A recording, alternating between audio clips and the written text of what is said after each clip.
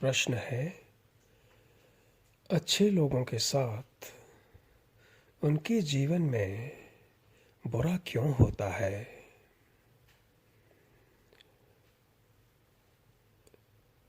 बहुत लोग उनकी शराफत का फ़ायदा उठाकर इनको ठग भी लेते हैं।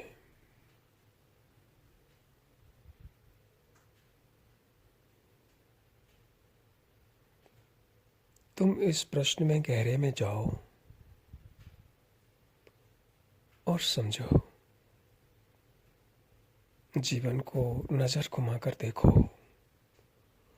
और मनुष्य के जीवन का इतिहास देखो और जो अभी हो रहा है उसे देखो, तो तुम्हें उत्तर मिल जाएगा। क्योंकि तुम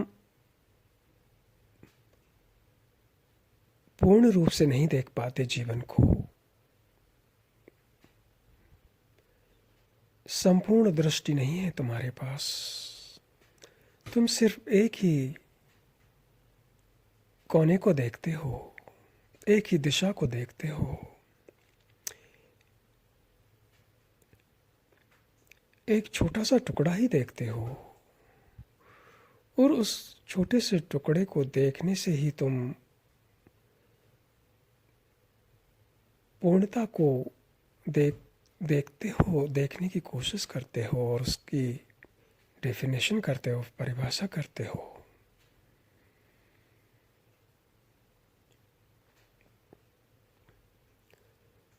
फैक्ट को जो तथ्य है, फैक्ट है, अगर तुम संपूर्ण रूप से देख सको तो तुम वहीं लिबरेटेड हो जाओगे, स्वतंत्र हो जाओगे। एब्सोल्यूट स्वतंत्रता, एब्सोल्यूट फ्रीडम वहीं पर है, पूर्णता को देखने में ही।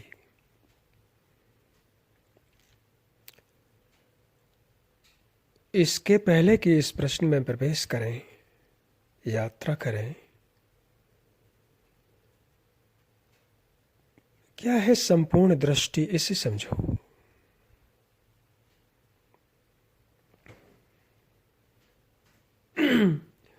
जब तुम किसी तथ्य को, फैक्ट को कोई दिशा ना दो, उसे बिगाड़ो मत, उसे डेफिनेट मत करो, परिभाषा ना दो, कोई जजमेंटल व्यू मत रखो कि ये अच्छा है या बुरा है। वहां कोई चॉइस ना हो उस फैक्ट के ऊपर।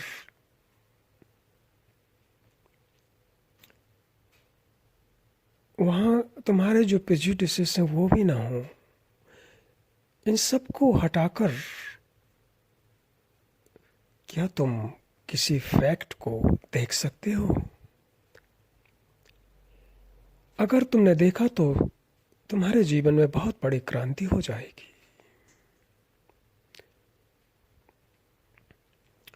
तुम पूर्णता से बदल जाओगे, चेंज हो जाओगे। संपूर्णता में, छोटे छोटे टुकड़ों में नहीं, संपूर्णता में उसी समय।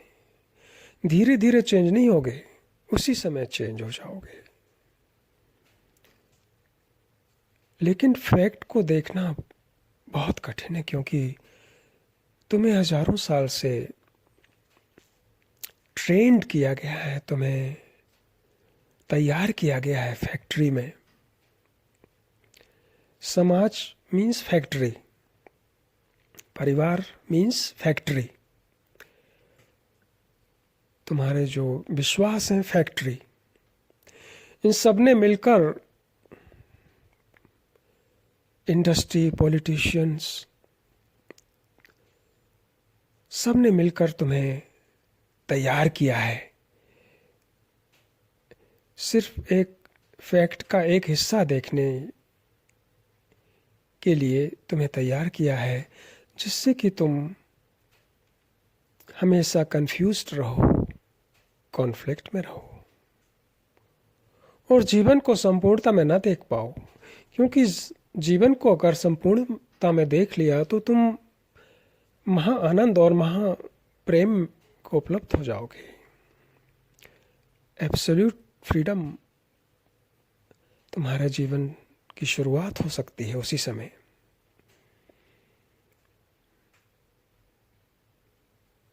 जैसे कि कल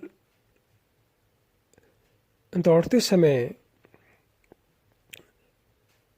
फिसलकर मैं काफ़ी मीटर तक गिरा और बहुत चोटें आईं। वो फैक्ट को मैंने कोई दिशा नहीं दी। ये नहीं कहा कि क्यों ऐसा हो गया, ऐसा करता तो ऐसा हो जाता, बर्फ़ के गोले में पैर नहीं किक नहीं करना चाहिए था, ऐसा कुछ नहीं था। सिर्फ वही फैक्ट था, गिरना और वो पेन का भयंकर दर्द उठना शरीर में, और उस पीड़ा को कोई शब्द नहीं दिया गया उस समय। सिर्फ उसी समय देखना शुरू हो गया। तो वहाँ पीड़ा थी और देखना दोनों मिले आपस में। पूर्णता संपूर्णता में उसे देखा गया, बिना देखने वाला, क्योंकि देखने वाला उस फैक्ट को एक दिशा दे देता है, गलत दिशा, अपने जजमेंटल के द्वारा। जैसा कि मैंने बताया तुम्हें, देखने वाला ही फैक्ट को बिगाड़ देता है,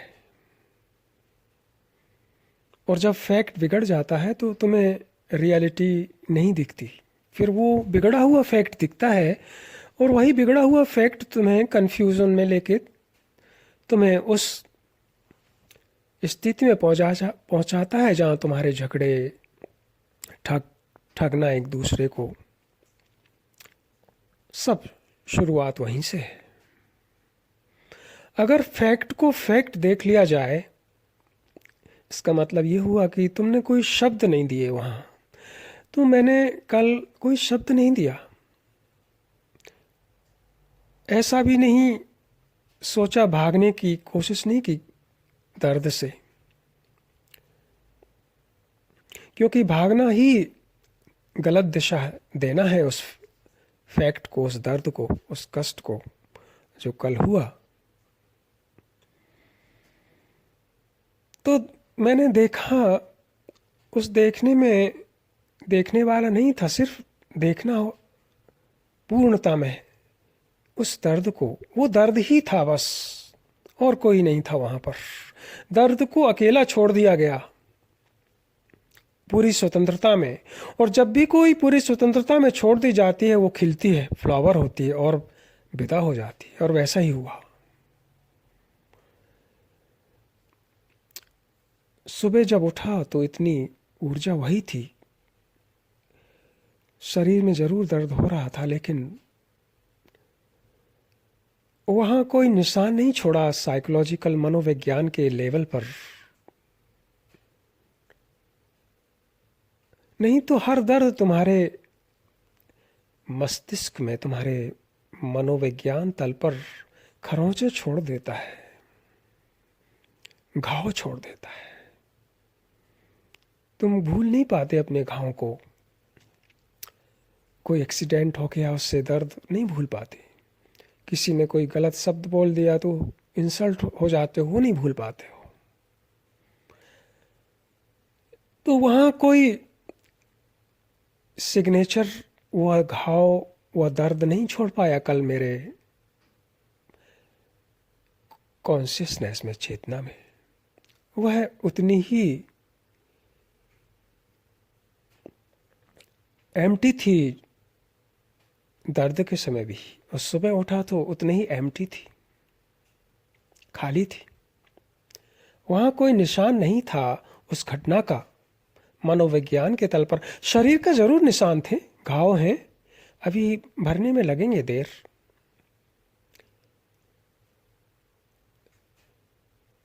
घाव है, स्वेलिंग है। शरीर के तल पर के जो घाव है, वो मनोविज्ञान के तल पर मेरी चेतना में कोई भी खरोंच ना छोड़ पाए, क्योंकि वहां प्रकाश, देखने का प्रकाश था। जैसे ही शरीर गिरा नीचे, टकराया सिर, दाहिनी आंख के ऊपर जो आईलिड होती हैं वहाँ बहुत जोर से टकराया। आंख बच गई बहुत, लेकिन आईलिड टूट गया, काफ़ी घाव हो गया, वहाँ से बहुत खून निकला, स्वेलिंग आ गई। नी और हिप में भी बहुत स्वेलिंग है। राइट साइड नहीं सो पाया, और लेफ्ट नी में भी घाव हो गया, लेकिन कोई हड्डी नहीं टूटी। और सिर में भी चोट आई, और दोनों हथेलियां में बहुत घाव हो गए, जिससे कि कुछ उठाने में बहुत तकलीफ होती है। तो ये सब चीजें मिलकर मेरी चेतना में कोई दुख नहीं, उसका रिजिड्यू है ना, वो नहीं छोड़ पाए। तुम समझो इसे, क्यों नहीं छोड़ पाए? क्योंकि उस फैक्ट को फैक्ट ही रहने दिया मैंने। बस पेन है और वो पेन को देखना है। वो मैं पेन ही था, बस पूरा शरीर सब कुछ पेन ही था मैं उस समय। मैंने पेन को पूरी स्वतंत्रता दी, और जैसे ही मैंने बताया स्वतंत्रता मिलती है, वैसे ही उस स्वतंत्रता में ही वो सब विदा हो जाता है जो अस्वतंत्रता है। सभी अस्वतंत्रता उस स्वतंत्रता में ही विलीन हो जाता है।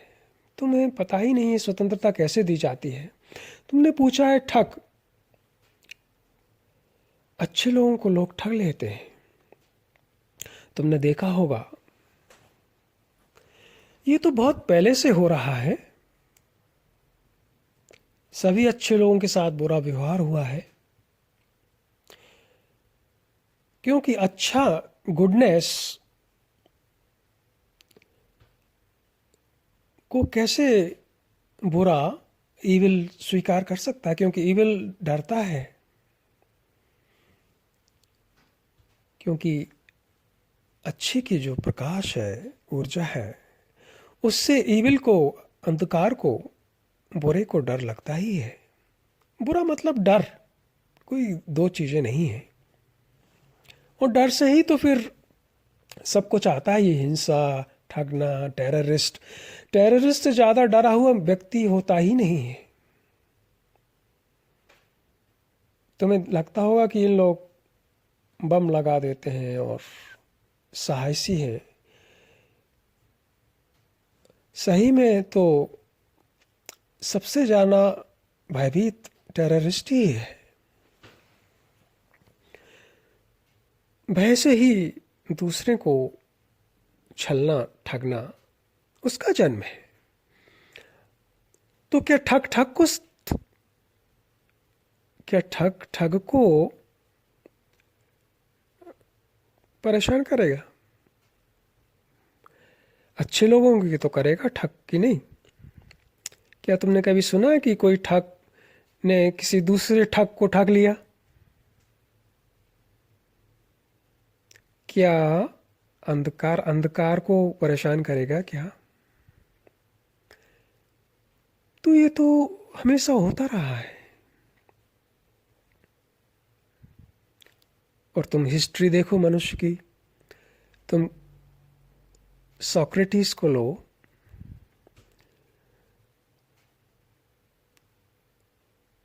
उनने जो वो सत्य बोलते थे उससे काफी यंग लोग चेंज हो गए।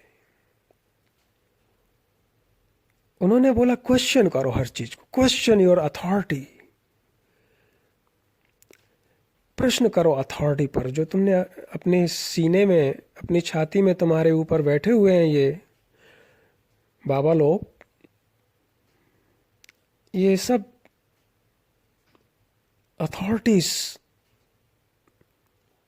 इन पर क्वेश्चन करो। जो शास्त्र बैठे हुए हैं तुम्हारे छाती पर, हजारों साल से तुम्हें दबा दिया है नीचे, नॉलेज से, ज्ञान से, तुम उभर ही नहीं पाते दूसरे का ज्ञान से, इतना भर लिया है तुमने, ना तुम्हारे अंदर ऊर्जा है ये सब ज्ञान को एक तरफ रखने के लिए कोई भी ऊर्जा नहीं बची है तुम्हारे अंदर।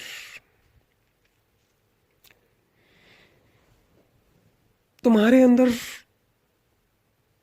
कुछ भी ऊर्जा नहीं बच पाई। सोक्रेटिस ने कहा क्वेश्चन करो, क्योंकि क्वेश्चन से बहुत बड़ी ऊर्जा का जन्म है। पूरी पृथ्वी हल जाती है एक क्वेश्चन से। तुम्हें क्वेश्चन करना ही नहीं आता क्योंकि तुम्हें प्रेम करना नहीं आता।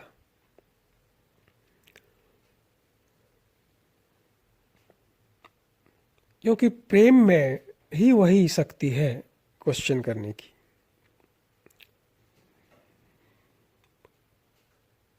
सोक्रेटिस ने कहा कि तुम क्वेश्चन करो, क्यों ऐसे जी रहे हो। लोग बाग बोल रहे थे हमें परिवार चलाना है, नौकरी करनी है, बच्चों को पालना है, मकान बनाना है, शादी करना। तो सोक्रेटिस ने बोला लेकिन मृत्यु तो बिल्कुल पास है। क्या तुमने कभी क्वेश्चन किया कि मृत्यु सब पहुंच देगी ये तुम्हारा जो तुम बना रहे हो। लेकिन बुरे लोगों ने, इविल लोगों ने उनको पॉइजन दे के मारा। जीसस क्राइस्ट को बहुत बुरी तरह मारा, क्रिमिनल की तरह कीले ठोक कर। बहुत अच्छे अच्छे जो पोइट्स और साइंटिस्ट हैं उन्हें बहुत ही परेशानी में जीना पड़ा। निकोला टेस्ला, आइंस्टाइन का कंटेम्प्रेरी था यूरोप का ही वो, लेकिन अमेरिका चला गया और न्यूयॉर्क में रहा, जिसने अल्टरनेटिव करंट, तो उसने इतने इन्वेंशन किए लेकिन दूसरे उसका पैसा खा गए, ठग लिया उन्होंने। एडिसन ने, अल्वा एडिसन ठग था, तो मूर्ख था बहुत, लेकिन उसका नाम बहुत हुआ। उसने निकोला टेस्ला को बहुत परेशान किया, उसके पूरे पेटेंट पैसे वैसे लेके सब उसको बहुत परेशान किया। निकोला टेस्ला ओरिजिनल साइंटिस्ट था। उसे दिखता था हवा में थंडरबोल्ट, इलेक्ट्रिसिटी उसे दिखती थी। ऐसा नहीं कि उसने इन्वेंशन किया, उसे दिखती थी, वो दिखेगी। जैसे ही तुमने संपूर्ण दृष्टि से देखना शुरू किया तो तुम्हें ऐसी ऐसी चीजें दिखेंगी जो इन आंखों से नहीं दिखती। समझ रहे हो ना। तो निकोला टेस्ला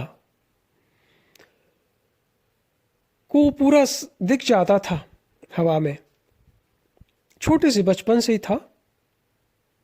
और वो ऑस्ट्रिया में भी उसने पढ़ाई की है, तो वो क्रोएशिया से उनके मदर फादर ज्यूस थे तो आए यहाँ, और ऑस्ट्रिया में ग्रात्स यूनिवर्सिटी में उसने पढ़ाई की। फिर उसके बाद वो अमेरिका चले गए सब, तो न्यूयॉर्क में रहे। तो वो उसको बहुत ठगा। उन्होंने एक रेडियो वेव्स बनाया जिस पे नोबेल प्राइज मिलने वाला था, लेकिन एक इटालियन ने उसका फार्मूला चुरा लिया और उसको मिल गया नोबेल प्राइज, जबकि था वो इन्वेंशन निकोला टेस्ला का। तो तुम देखो अच्छे लोगों को कितना ठगा गया है। इसलिए अच्छे लोगों को पता है, जो सही में अच्छा है उसे पता कि हम तो ठगे जाने वाले ही हैं, ऐसा होना ही है। फिर भी वो नहीं छोड़ते अच्छा होना। वो ब्लेम नहीं करते उन लोगों को, क्योंकि ये सब खुद ही पीड़ित है। अच्छा आदमी कभी भी ब्लेम नहीं करेगा। वो उसकी तो यही रहेगी कि वो अपनी आँख को और अच्छे लोगों को कैसे और अच्छे लोगों को तैयार कर दे मरने के पहले। इसको अच्छा बोलते हैं। समझ गए ना। तुम्हें पहले तो ये पता होना चाहिए अच्छा होता क्या है। अच्छा का मतलब जो स्वच्छ हो गया हो, गुडनेस। और उसका फिर बुरे से कोई संबंध नहीं है, ईविल से कोई संबंध नहीं होता। कि ईविल एक अलग एनर्जी है और अच्छा गुडनेस एक अलग एनर्जी है। इन दोनों का कभी भी मिलाप नहीं होता, दो पटरियों के बीच जैसे कि कभी मिलाप नहीं होता, वैसे ही।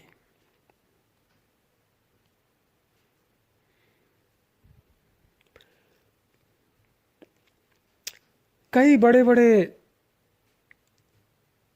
जो चित्रकार थे, पेंटर, लियोनार्दो दा विंची, उनके साथ भी बहुत हुआ। और ये प्रोडिगर चाइल्ड थे सभी। और मोजार्ट, तो उस समय उनके पास पैसा नहीं रहता था। आज मोजार्ट को प्रोडिगर चाइल्ड मानते हैं कि उन जैसा कोई म्यूजिशियन नहीं है, हुआ ही नहीं। मैं था उनके घर पे गया था, अभी भी उनका घर है साल्सबर्ग में। साल्सबर्ग ये ऑस्ट्रिया में है। मैं जहाँ रहता हूँ वहाँ से करीब 1.5 घंटे ड्राइव करके पहुँच सकते हैं। वहाँ बहुत ही सुंदर जगह है। और जब मैं साल्सबर्ग यूनिवर्सिटी में था, एक सेमेस्टर में, मास्टर इन स्पोर्ट्स मेडिसिन में, फिजियोथेरेपी इन स्पोर्ट्स मेडिसिन में, तो एक सेमेस्टर में था वहाँ साल्सबर्ग। तो हम लोग, मेरे कुछ मित्र लोग, उन्होंने मुझे बताया कि यहाँ मोजार्ट रहते थे। तो मैंने कहा मुझे ज़रूर ले चलो वहाँ। तो मैं उनके घर के सामने गया। ऐसे काफ़ी लोगों को ठगा गया।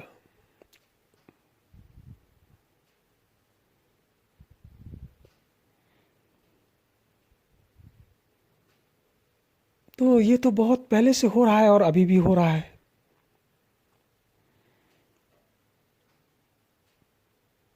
और तुम्हारे बिल्कुल बगल में ही हो रहा होगा। और हर आदमी करता है ऐसा।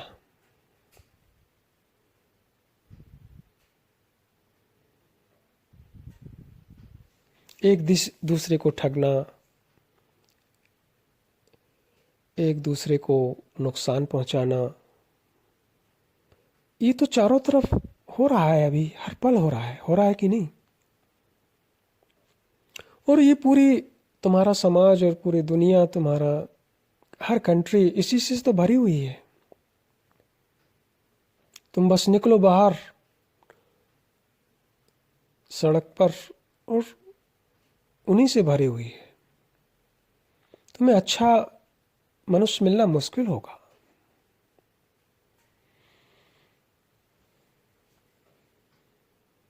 तुमने देखा होगा कि पॉलिटिशियन वही कर रहे हैं। तुमने देखा होगा रिलेशनशिप में भी। तुमने गौर से सुनते हो, तुम्हारे ही समाज में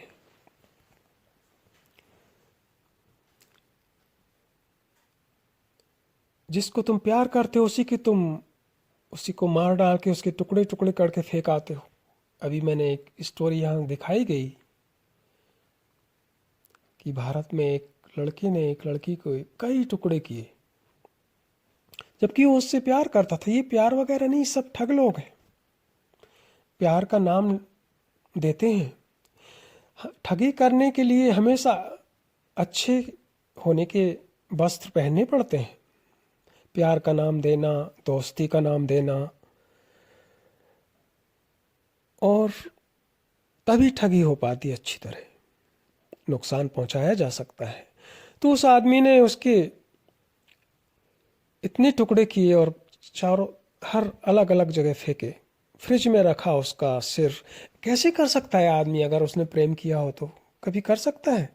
तुम जरा नुकसान भी नहीं पहुंचा सकते उस आदमी को जिसको तुम प्रेम करते हो। तुम सोच भी नहीं सकते।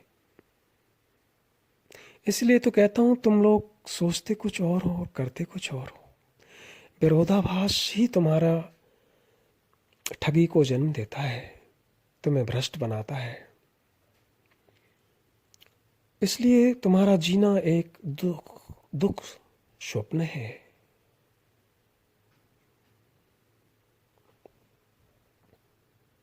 इसीलिए तुम जो कहो उस पर खड़े रहो अड़िग, फिर नहीं तो कहो मत।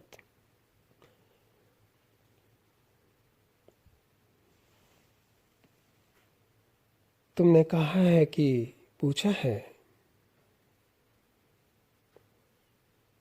अच्छे लोगों के जीवन में उनके साथ बुरा क्यों होता है? इसलिए होता है कि बुरे लोगों को पता है कि वहीं हमें सफलता मिलेगी, क्योंकि अच्छापन तो इनोसेंट है, उसे पता भी नहीं चलेगा कि ठगा जा रहा है। अगर उसे पता चल गया कि ठगा जा रहा है तो वो अच्छा नहीं है। इसलिए बहुत ही हाई लेवल का अच्छा आदमी अपने आप को ठग लेने भी देगा, लेकिन उस ठगने वाले को नुकसान नहीं पहुंचाएगा। नहीं तो दोनों हो गए फिर ठगी। ठग का मतलब ही नुकसान पहुंचाना है। हो सकता है वो उसका इंटेलिजेंट अलग ही काम करे अच्छे आदमी का, कि वो अपना बचाव करे या उस स्थिति में ना आ पाए उसकी अवेयरनेस के द्वारा, ये अलग बात है।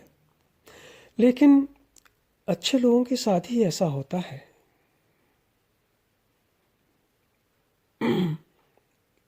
इसलिए अच्छा आदमी कोई विक्टिम नहीं है कि अच्छे आदमियों के साथ हो रहा है देखो विक्टिम। विक्टिम नहीं है, विक्टिम कार्ड नहीं है वो।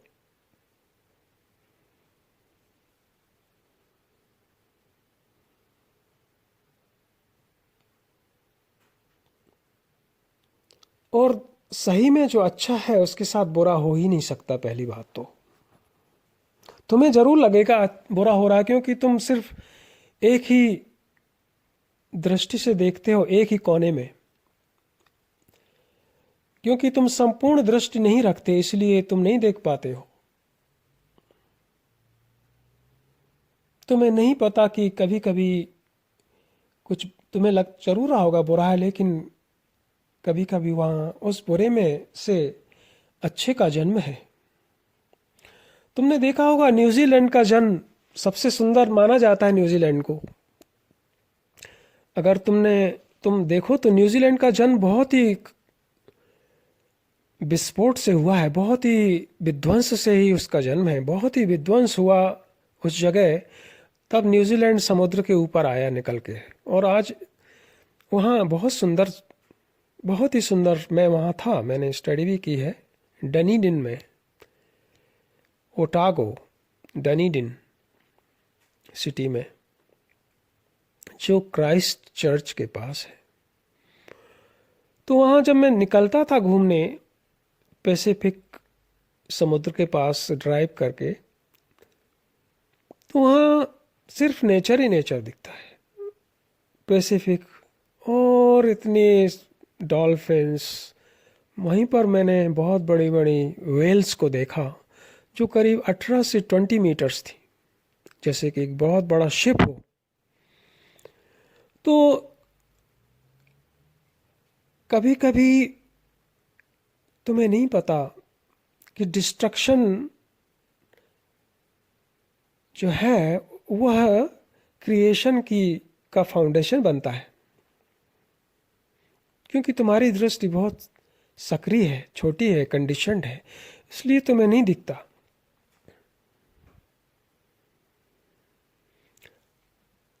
इसलिए अच्छे लोग के साथ, जो अच्छा है, मनुष्य सच में अच्छा है, उसके साथ बुरा हो ही नहीं सकता। जो बुरा करने वाला है वो जरूर करेगा बुरा अपनी तरफ से, वो अपना काम करेगा, लेकिन जो अच्छा है उसको टच नहीं कर पाएगा वो बुरा।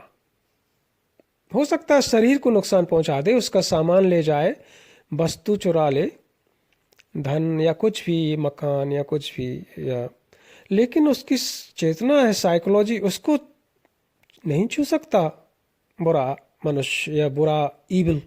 समझ गए ना? इसलिए तुम्हारी तकलीफ है कि तुम पूर्ण दृष्टि से नहीं देखते जीवन को।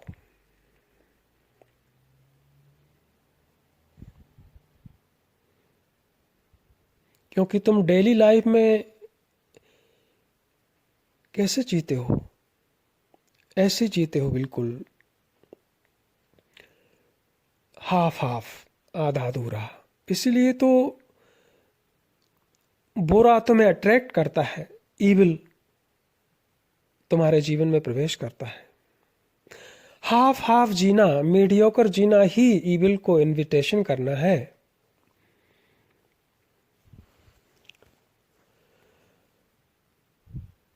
लेकिन अच्छा और बुरा दोनों काफी नहीं है। अच्छे के उस पार भी कुछ है। क्या है? उसके बारे में तो अभी बात नहीं करेंगे, नहीं तो दूसरी उस पार शुरू हो जाएगी बात। फिर हम इस पार की ही बात कर रहे हैं, अच्छे और बुरे की। अभी अच्छी एनर्जी बहुत कम है पूरे विश्व में, और बुरी एनर्जी, इविल एनर्जी बहुत बढ़ चुकी है। इसलिए बैलेंस नहीं है, इसलिए विध्वंस है। जब बहुत युद्ध होने लगे तो सोचना कि इविल बहुत बढ़ चुका है और बुरी एनर्जी बढ़ चुकी है। ठगना ही तो है। तुम सोचते हो ठगना सिर्फ क्या किसी के रुपए लेके ठगते हो? ये भी तो ठगना है। हथियार बेचना किसी दूसरे देश को, युद्ध करवा देना किसी तीसरे देश में जाकर, पॉलिटिकल ऊधम मचवा देना, ये सब ठगी है। ये अमेरिका यही तो करता है। अपने यहाँ ठगी कम करता है, दूसरे देशों में ठगी ज्यादा होती है। तुम समझ नहीं पाते हो कुछ भी। समझ इसलिए नहीं पाते हो क्योंकि तुम्हारा जीवन है वो ऐसा ही उसका स्वरूप दिया गया है, उसे बनाया गया है, तुम्हें पालतू बना लिया है। इसलिए तुम पालतू हो गए हो, और पालतू हमेशा बहुत खतरनाक होता है। वाइल्डनेस नहीं है तुम लोगों के अंदर। वाइल्ड शेर को देखा है? और जू के शेर को देखो। जू का जो शेर है, टाइगर है, लायन है, वो डिप्रेसिव रहता है, हमेशा डरा डरा, क्योंकि पिंजड़े में बंद रहता है। लेकिन तुम जंगल में देखो टाइगर को, उसकी सुंदरता को और उसके खतरे को। जू में तुमने देखा होगा अक्सर जानवर डिप्रेसिव रहते हैं, डिप्रेसिव हो जाते हैं।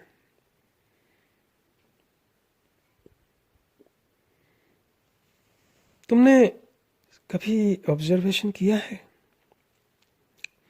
तो तुम पालतू हो गए हो। तुम पालतू हो धर्म अथॉरिटीज के, और वो धर्म अथॉरिटीज है वो भी तुम्हारे पालतू हैं। तुम लोगों ने एक दूसरे को पाल रखा है।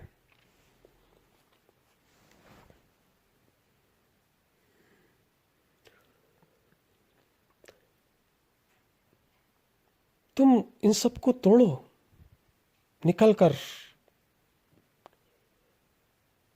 देखो जीवन को संपूर्ण दृष्टि से, और अपने पालतूपन को छोड़ो। नहीं तो तुम्हारे अंदर अंतर्दृष्टि का विस्फोट नहीं हो पाएगा। और जब तक अंतर्दृष्टि का विस्फोट नहीं हो, तुम पालतू बनकर ही रहोगे। और तो दूसरे तुम्हें, पालतू का मतलब गुलाम, फिर जीवन तुम्हारा नर्क ही रहेगा और ठगी का धंधा चालू रहेगा। ठग छोटे पैमानों पे नहीं होता, ठग तो बहुत बड़े बड़े स्केल पे हो रहा है। तुम्हें नहीं पता कितने बड़े बड़े स्केलों पर हो रहा है।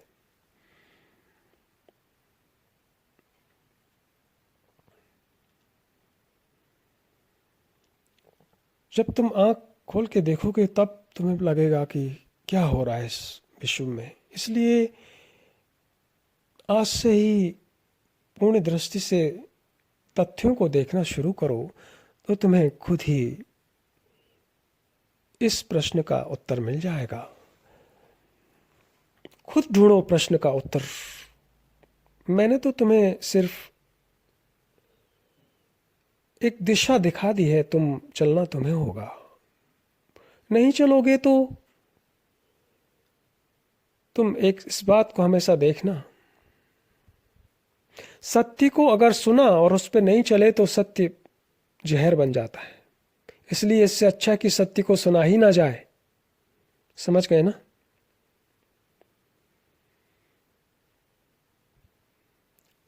इस अंतर्दृष्टि को लेकर आज से ही अपने आप को बदलो, जीवन को। नमस्ते।